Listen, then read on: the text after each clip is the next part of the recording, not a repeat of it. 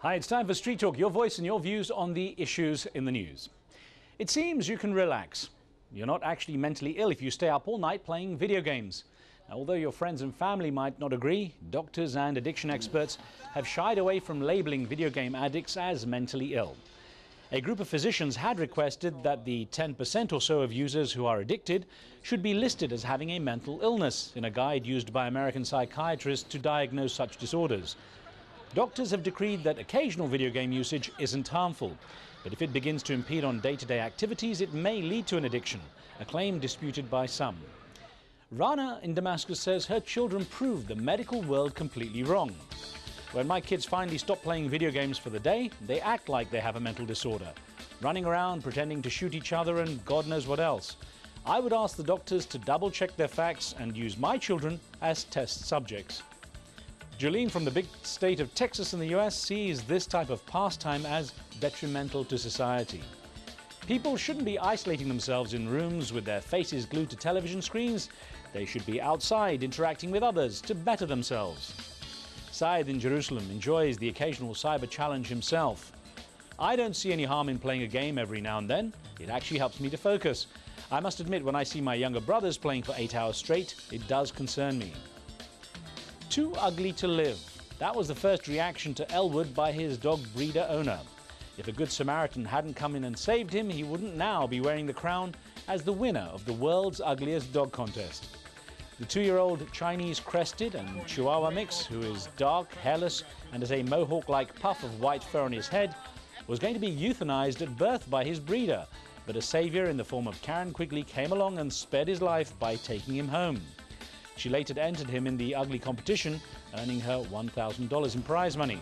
The charismatic canine of dubious appearances, often known as E.T. and Yoda, for his resemblance to those famous science fiction characters. Well, he's now gaining his own fame with his face plastered all over the internet. Ashraf in beautiful Paris feels compassion for the not-so-beautiful little guy. You know, ugly dogs need loving too. Why should we discriminate based on physical features? We're taught as kids not to do that with people, so why do it with animals? Now, Laura, who writes to us from the Netherlands, had a far less kind judgment. This dog is the most hideous thing I've ever seen. I think his breeder should have put him to sleep when he had the chance. Ron, writing to us from California, actually believes Elwood is cute.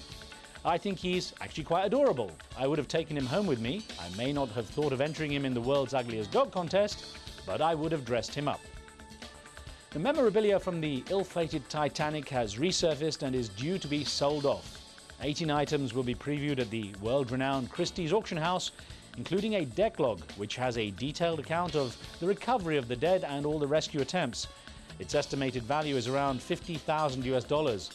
Other items being auctioned are a copy of the first-class passenger list and a personal handwritten diary from passenger and survivor Laurie Cribb. Family photos, postcards and postage slips will also be showcased. Now, remember that $54 million lawsuit against the dry cleaners who allegedly misplaced a client's trousers? In case you are wondering what happened, the judge ordered in favor of the dry cleaning shop owners. If you'll pardon the pun, it seems they didn't lose their shirts in this legal battle. I don't know how worried the dry cleaners were about losing the case, but this next video shows how close people can come to losing their nerve for flying when they've experienced a landing like this one on the Caribbean island of St. Martin.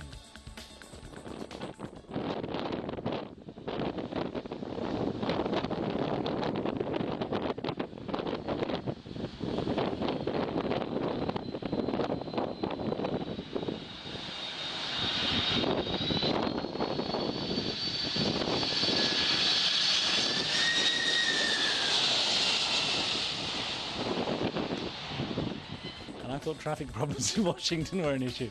That's it until next time. Do keep sending in your questions and comments and point us to anything interesting or amusing for Street Talk. Remember, what you see here isn't necessarily the view of Al Jazeera, and some of the content's been edited but for time and space reasons only. And that's the talk on the street.